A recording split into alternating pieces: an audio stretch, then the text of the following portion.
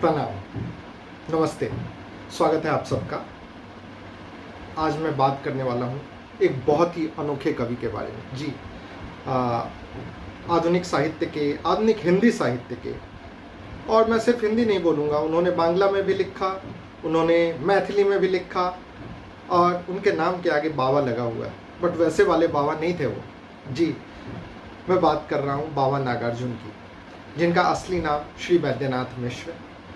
कविताएं तो बहुतेरी लिखी, कई भाषाओं में लिखी उन्होंने। हिंदी में लिखा, मैथिली जो उनकी मातृभाषा थी उसमें लिखा, और बांग्ला में भी काफ़ी अच्छी तरीके से लिखा। साथ ही उन्होंने बहुत सारे उपन्यास लिखे, बहुत सारी कहानियाँ लिखी।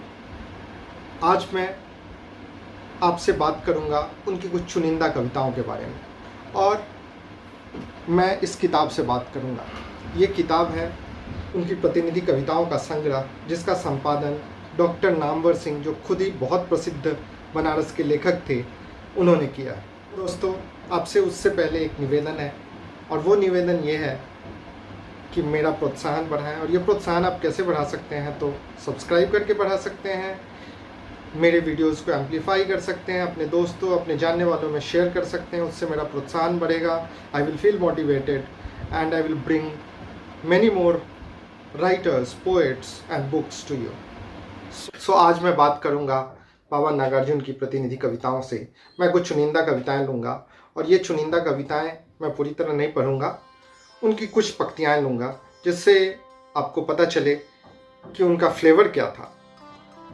छायावाद पे भी लिखते थे, छायावाद से व्यंग की तरफ भी बढ़े, और सरलता भी थी उनमें। उन्होंने एक कटहल के ऊपर कविता लिखी, आप विश्वास नहीं करेंगे, और शायद आज मैं उस कविता से भी चंद लाइनें लूँ कटहल की कविता के ऊपर। तो आइए, सबसे पहले मैं कौन सी कविता पढ़ने जा रहा हूँ। तो एक बहुत ही कंट्रोवर्शियल पोएम है उनका, और आज की तारीख में मेरे को नहीं लगता है कि कोई राइटर या कोई पोएट लिखने की कोशिश कर सकता है डायरेक्टली किसी प्रधानमंत्री के ऊपर। जी, उन्होंने जब इमरजेंसी लगी थी तो श्रीमती इंदिरा गांधी पे उन्होंने लिखा था, और चंद लाइनें प्रस्तुत हैं। क्या हुआ आपको, क्या हुआ आपको, सत्ता की मस्ती में भूल गई बाप को। इंदु जी क्या हुआ आपको। बेटे को तार दिया, बोर दिया बाप को। क्या हुआ आपको, क्या हुआ आपको। जी हाँ, आप सोच भी सकते हैं कि ऐसा कोई लिख सकता है तत्कालीन प्रधानमंत्री के बारे में जब इमरजेंसी का दौर चल रहा हो। तो ऐसे कवि थे। इसी से आपको फ्लेवर मिल गया होगा कि किस प्रकार के कवि थे बाबा नागार्जुन। आगे बढ़ते हैं उनकी कुछ कविताओं के बारे में बात करते हुए। तो एक बहुत ही पसंदीदा जॉनर से मैं ट्रैवल के बारे में हमेशा बात करता हूँ। तो बाबा खुद भी बहुत बड़े घुमक्कर थे, श्रीलंका गए, और इनफैक्ट मैं आपको बताना चाहूँगा कि श्रीलंका जाके उन्होंने बौद्ध धर्म ग्रहण किया, और बौद्ध धर्म ग्रहण करने के बाद उन्होंने बाबा नागार्जुन का नाम लिया। उनका असली नाम, जैसा मैंने बताया, श्री वैद्यनाथ मिश्र था। तो ये कविता का शीर्षक है बादल को घिरते देखा है। इसमें वो हिमालय के बारे में बात कर रहे हैं, और चंद लाइनें प्रस्तुत हैं। अमल धवल गिरि के शिखरों से, अमल धवल गिरि के शिखरों से बादल को घिरते देखा है। छोटे छोटे मोती जैसे उसके शीतल तुहिन कणों से, छोटे छोटे मोती जैसे उसके शीतल तुहिन कणों से मानसरोवर के उन स्वर्णिम कमलों पर गिरते देखा है। बादल को घिरते देखा है। जी, या व्यंग जो उन्होंने लिखा था जब ब्रिटिश रानी आने वाली थी इंडिया में, और उनका स्वागत होने वाला था।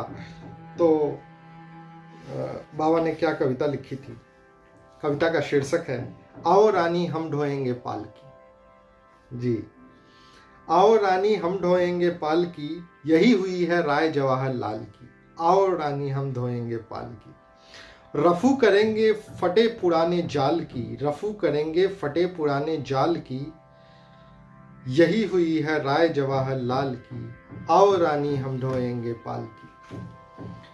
आओ शाही बैंड बजाएं, आओ बंधनवार सजाएं, खुशियों में डूबे उतराएं, आओ तुमको सैर कराएं।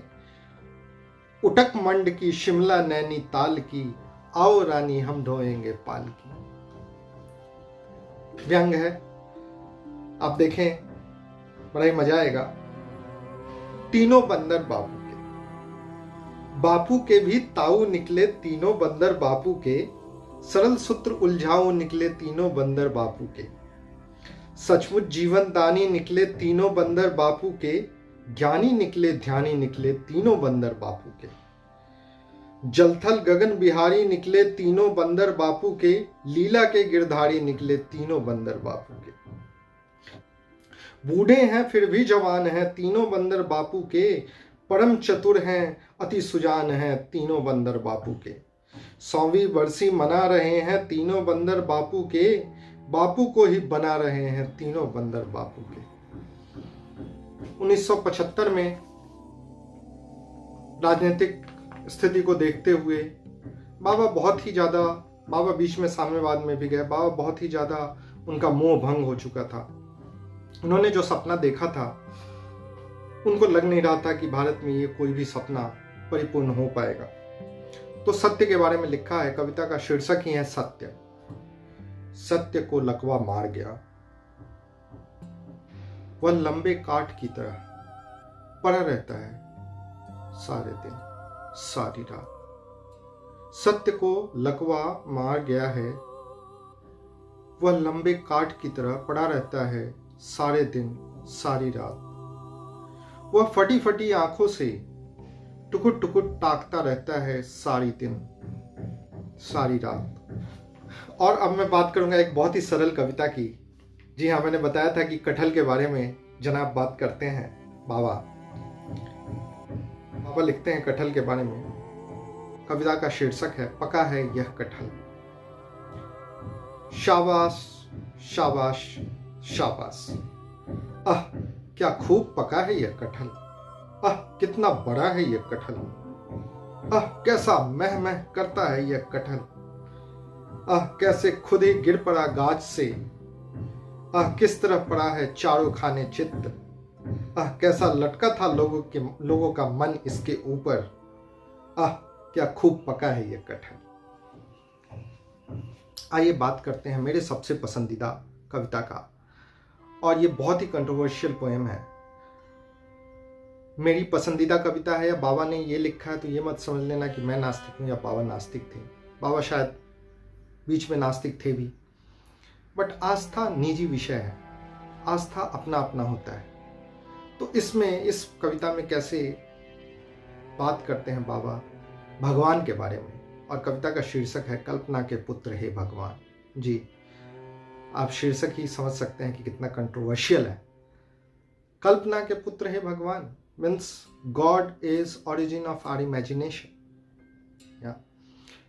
सो आगे बढ़ते हैं कविता में। कल्पना के पुत्र हे भगवान, चाहिए मुझको नहीं वरदान, दे सको तो दो मुझे अभिशाप, प्रिय मुझे है जलन प्रिय संताप। कल्पना के पुत्र हे भगवान, चाहिए मुझको नहीं वरदान, दे सको तो दो मुझे अभिशाप, प्रिय मुझे है जलन प्रिय संताप। चाहिए मुझे नहीं यह शांति, चाहिए मुझे संदेह उलझन भ्रांति, रहूं मैं दिन रात ही बेचैन, आग बरसाते रहें ये नैन। करूं मैं उदंडता के काम, न लूं भ्रम से भी तुम्हारा नाम, कल्पना के पुत्र हे भगवान, चाहिए मुझको नहीं वरदान। तो भगवान के बारे में ये लिखते हैं। लंबी कविता है, मुझे बहुत ही पसंद है। फिर कभी पूरी कविता सुनाऊंगा। आज के लिए विदा लेता हूँ। आपसे फिर से एक बार अनुरोध है कि सब्सक्राइब करें, एम्पलीफाई करें और सपोर्ट करें। नमस्कार।